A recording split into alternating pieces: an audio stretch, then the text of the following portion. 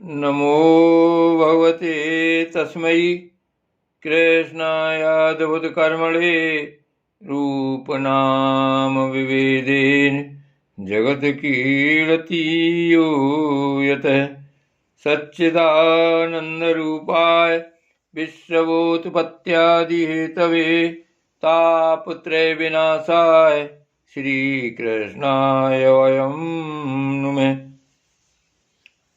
श्रीमद् भागवत महापुराण चतुर्थ स्कंध चौथा अध्याय सती का अग्नि प्रवेश। श्री मैत्री जी कहते हैं, विदुर जी, इतना कहकर भगवान शंकर मौन हो गए। उन्होंने देखा कि दक्ष के यहाँ जाने देने अथवा जाने से रोकने दोनों ही अवस्थाओं में सती के प्राण त्याग की संभावना है। इधर सती जी भी कभी बंधुओं को देखने जाने की इच्छा से बाहर आती और कभी भगवान शंकर रुष्ट न हो जाएं, इस शंका से फिर लौट जाती। इस प्रकार कोई एक बात निश्चित न कर सकने के कारण वे दुविधा में पड़ गईं, चंचल हो गईं। बंधुजनों से मिलने की इच्छा में बाधा पड़ने से वे बड़ी अनमनी हो गईं। स्वजनों के स्नेहवश उनका हृदय भर आया और वे आंखों में आंसू भरकर अत्यंत व्याकुल हो रोने लगीं। उनका शरीर थरथर कांपने लगा और वे अप्रतिम पुरुष भगवान शंकर की ओर इस प्रकार रोषपूर्ण दृष्टि से देखने लगीं मानो उन्हें भस्म कर देंगी। शोक और क्रोध ने उनके चित्त को बिल्कुल बेचैन कर दिया तथा स्त्री स्वभाव के कारण उनकी बुद्धि मूढ़ हो गई। जिन्होंने प्रीतिवश उन्हें अपना आधा अंग तक दे दिया था, उन सत्पुरुषों के प्रिय भगवान शंकर को भी छोड़कर वे लंबी लंबी सांसें लेती हुई अपने माता पिता के घर चल दी। सती को बड़ी फुर्ती से अकेली जाते देख श्री महादेव जी के मणिमान एवं मद आदि हजारों सेवक भगवान के वाहन वृषभराज को आगे कर तथा और भी अनेकों पार्षद और यक्षों को साथ ले बड़ी तेजी से निर्भयता पूर्वक उनके पीछे हो लिए।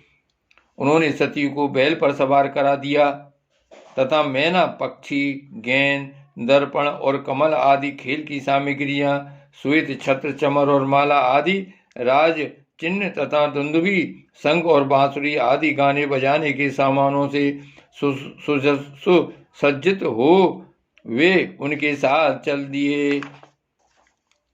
तदंतर सती अपने समस्त सेवकों के साथ दक्ष की यज्ञशाला में पहुंची। वहां वेद ध्वनि करते हुए ब्राह्मणों में परस्पर होड़ लग रही थी कि सबसे ऊंचे स्वर में कौन बोले। सब ओर ब्रह्मर्षि और देवता विराजमान थे तथा जहां तहां मिट्टी, काठ, लोहे, सोने, डाब और चर्म के पात्र रखे हुए थे। वहां पहुंचने पर पिता के द्वारा सती की अवहेलना हुई, यह देखकर यज्ञकर्ता दक्ष के भय से सती की माता और बहनों के सिवा किसी भी मनुष्य ने उनका कुछ भी आदर सत्कार नहीं किया। अवश्य ही उनकी माता और बहनें बहुत प्रसन्न हुई और प्रेम से गदगद होकर उन्होंने सती जी को आदर पूर्वक गले लगाया। किंतु सती जी ने पिता से अपमानित होने के कारण बहनों के कुशल प्रश्न सहित प्रेम पूर्ण वार्तालाप तथा माता और मौसियों के सम्मान पूर्वक दिए हुए उपहार और सुंदर आसन आदि को स्वीकार नहीं किया। सर्वलोकेश्वरी देवी सती का यज्ञ मंडप में तो अनादर हुआ ही था। उन्होंने ये भी देखा कि उस यज्ञ में भगवान शंकर के लिए कोई भाग नहीं दिया जा गया है और पिता दक्ष उनका बड़ा अपमान कर रहा है। इससे उन्हें बहुत क्रोध हुआ। ऐसा जान पड़ता था मानो वे अपने रोष से संपूर्ण लोकों को भस्म कर देंगी। दक्ष को कर्म मार्ग के अभ्यास से बहुत घमंड हो गया था। उसे शिवजी से द्वेष करते देख जब सती के साथ आए हुए भूत उसे मारने को तैयार हुए तो देवी सती ने उन्हें अपने तेज से रोक दिया और सब लोगों को सुनाकर पिता की निंदा करते हुए सुनाकर पिता की निंदा करते हुए क्रोध से लड़खड़ाती हुई वाणी में कहा। देवी सती ने कहा, पिताजी, भगवान शंकर से बड़ा तो संसार में कोई भी नहीं है। वे तो सभी देहधारियों के प्रिय आत्मा हैं उनका न कोई प्रिय है न प्रिय, अतः उनका किसी भी प्राणी से बैर नहीं है। वे तो सबके कारण एवं सर्वरूप हैं। आपके सिवा और ऐसा कौन है जो उनसे विरोध करेगा? द्विजवर, आप जैसे लोग दूसरों के गुणों में भी दोष ही देखते हैं, किंतु कोई साधु पुरुष ऐसा नहीं करते। जो लोग दोष देखने की बात तो अलग रही, दूसरों के गुण थोड़े से गुण को भी बड़े रूप में देखना चाहते हैं, वे सबसे श्रेष्ठ हैं। खेद है कि आपके ऐसे महापुरुषों पर भी दोषारोपण ही किया। आपने ऐसे महापुरुषों पर भी दोषारोपण ही किया जो दुष्ट मनुष्य इस सब रूप जड़ शरीर को ही आत्मा मानते हैं। वे यदि ईर्ष्यावश सर्वदा ही महापुरुषों की निंदा करें तो यह कोई आश्चर्य की बात नहीं है, क्योंकि महापुरुष तो उनकी इस चेष्टा पर कोई ध्यान नहीं देते, परंतु उनके चरणों की धूल उनके इस अपराध को न सहकर उनका तेज नष्ट कर देती है। अतः महापुरुषों की निंदा ऐसा जघन्य कार्य उन दुष्ट पुरुषों को ही शोभा देता है, जिनका शिव यह तो 2 अक्षरों का नाम प्रसंगवश एक बार भी मुख से निकल जाने पर मनुष्य के समस्त पापों को तत्काल नष्ट कर देता है, और जिनकी आज्ञा का कोई भी उल्लंघन नहीं कर सकता। अहो, उन्हीं पवित्र कीर्ति मंगलमय भगवान शंकर से आप द्वेष करते हैं? अवश्य ही आप अमंगल रूप हैं। अरे, महापुरुषों के मन मधुकर ब्रह्मानंद में रस का पान करने की इच्छा से जिनके चरण कमलों का निरंतर सेवन किया जाता, जिनके चरण कमलों का निरंतर सेवन किया करते हैं और जिनके चरणारविंद सकाम पुरुषों को उनके अभीष्ट भोग भी देते हैं, उन विश्व बंधु भगवान शिव से आप बैर करते हैं। वे केवल नाम मात्र के शिव हैं। उनका वेश अशिव रूप अमंगल रूप है। इस बात को आपके सिवा दूसरे कोई देवता संभवतः नहीं समझते, क्योंकि जो भगवान शिव शमशान भूमिस्थ नरमुंडों की माला, चिता की भस्म और हड्डियां पहने जटा बिखेरे भूत पिशाचों के साथ शमशान में निवास करते हैं, उन्हीं के चरणों पर से गिरे हुए निर्माल्य को ब्रह्मा आदि देवता अपने सिर पर धारण करते हैं। यदि निरंकुश लोग धर्म मर्यादा की रक्षा करने वाले अपने पूजनीय स्वामी की निंदा करें तो अपने में उसे दंड देने की शक्ति न होने पर कान बंद करके वहां से चला जाए, और यदि शक्ति हो तो बलपूर्वक पकड़कर उस बकवाद करने वाली अमंगल रूप दुष्ट जिह्वा को काट डाले। इस पाप को रोकने के लिए स्वयं अपने प्राण तक दे दे, यही धर्म है। आप भगवान नीलकंठ की निंदा करने वाले हैं, इसलिए आपसे उत्पन्न हुए इस शरीर को अब मैं नहीं रख सकती। यदि भूल से कोई निंदित वस्तु खा ली जाए तो उसे भवन करके निकाल देने से ही मनुष्य की शुद्धि बताई जाती है। जो महामुनि निरंतर अपने स्वरूप में ही रमण करते हैं, उनकी बुद्धि सर्वथा वेद के विधि निषेध में वाक्यों का अनुसरण नहीं करती। जिस प्रकार देवता और मनुष्यों की गति में भेद रहता है, उसी प्रकार ज्ञानी और अज्ञानी की स्थिति भी एक सी नहीं होती। इसलिए मनुष्य को चाहिए कि वह अपने ही धर्म मार्ग में स्थित रहते हुए भी दूसरों के मार्ग की निंदा न करे। प्रवृत्ति यज्ञ यागादि और निवृत्ति सम दामादि रूप दोनों ही प्रकार के कर्म ठीक हैं। वेद में उनके अलग अलग रागी और विरागी 2 प्रकार के अधिकारी बताए गए हैं। परस्पर विरोधी होने के कारण उक्त दोनों प्रकार के कर्मों का एक साथ एक ही पुरुष के द्वारा आचरण नहीं किया जा सकता। भगवान शंकर तो परब्रह्म परमात्मा हैं, उन्हें इन दोनों में से किसी भी प्रकार का कर्म करने की आवश्यकता नहीं है। पिताजी, हमारा ऐश्वर्य अव्यक्त है, आत्मज्ञानी महापुरुष ही उसका सेवन कर सकते हैं। आपके पास वह ऐश्वर्य नहीं है, और यज्ञशालाओं में यज्ञान से तृप्त होकर प्राण पोषण करने वाले कर्मठ लोग उसकी प्रशंसा भी नहीं करते।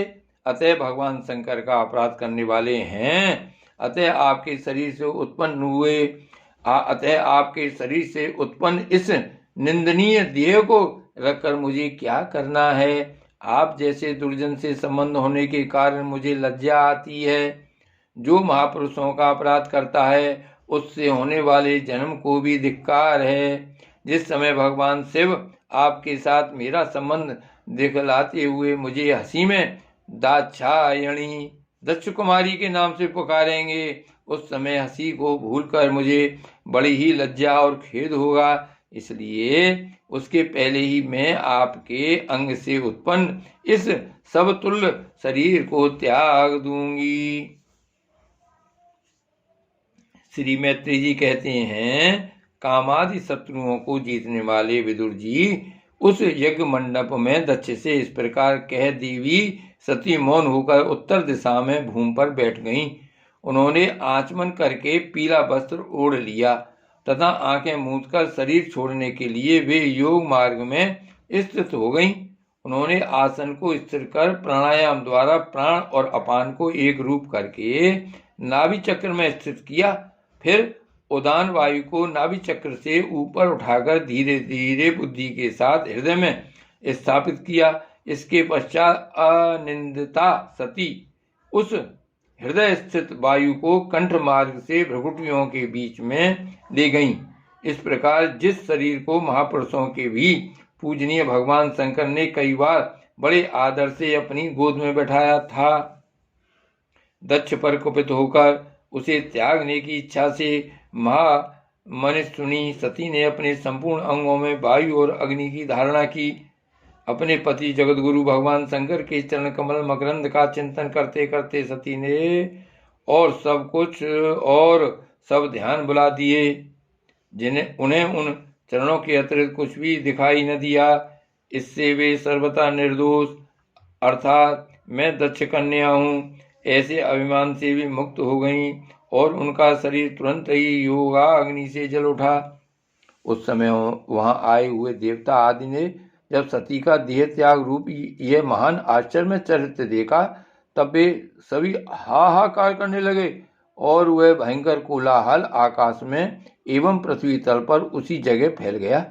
सब और यही सुनाई देता था, हाय दक्ष के दुर्व्यवहार से कुपित होकर देवादिदेव महादेव की प्रिया सती ने प्राण त्याग दिए। देखो सारे चराचर जीव इस दक्ष प्रजापति की ही संतान हैं, फिर भी इसने कैसी भारी दुष्टता की है। इसकी पुत्री शुद्ध हृदया सती सदाई मान पाने के योग्य थी, किंतु इसने उसका ऐसा निरादर किया कि उसने प्राण त्याग दिए। वास्तव में यह बड़ा ही असहिष्णु और ब्राह्मण द्रोही है। अब इसकी संसार में बड़ी अपकीर्ति होगी। जब इसकी पुत्री सती इसी के अपराध से प्राण त्याग करने को तैयार हुई तब भी इस शंकर द्रोही ने उसे रोका तक नहीं। जिस समय सब लोग ऐसा कह रहे थे उसी समय शिवजी के पार्षद सती का यह अद्भुत प्राण त्याग देख अस्त्र शस्त्र लेकर दक्ष को मारने के लिए उठ खड़े हुए। उनके आक्रमण का वेग देखकर भगवान भृगु ने यज्ञ में विघ्न डालने वालों का नाश करने के लिए अपहतम रक्ष इत्यादि मंत्र का उच्चारण करते हुए दक्षिणाग्नि में आहुति दी। अर्धवर्यु भृगु ने ज्यों ही आहुति छोड़ी कि यज्ञ कुंड से ऋभु नाम के हजारों तेजस्वी देवता प्रकट हो गए। इन्होंने अपनी तपस्या के प्रभाव से चंद्रलोक प्राप्त किया था। उन ब्रह्मतेज संपन्न देवताओं ने जलती हुई लकड़ियों से आक्रमण किया तो समस्त गुहक और प्रथमगण इधर उधर भाग गए। श्री भागवत भगवान की जय। श्री गोवर्धननाथ की जय। श्री वल्लभाधीश की जय। श्याम स्वरूप श्री यमुने महारानी की जय। परम दयाल गोसाई जी की जय। श्री गोकुलनाथ की जय। जय जय श्री गोकुले, जय जय श्री गोकुले।